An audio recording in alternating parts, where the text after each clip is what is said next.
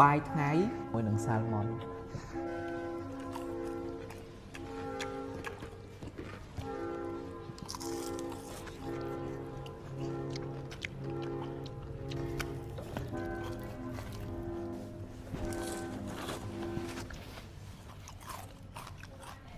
ដៃមក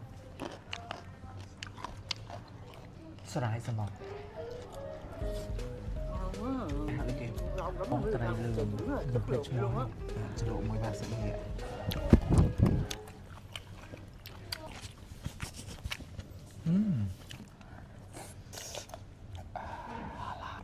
សាម៉ុនថែមទឹកស៊ីអ៊ីវ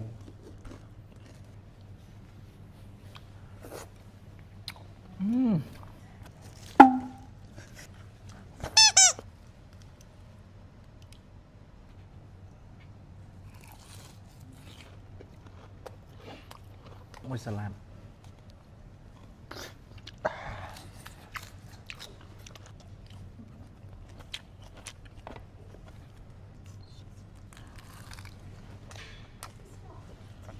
សាច់សាល់ម៉ុនគាត់ឡើងស្រស់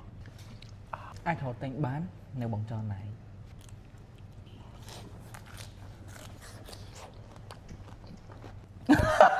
សុំទៅឆ្ងាយចា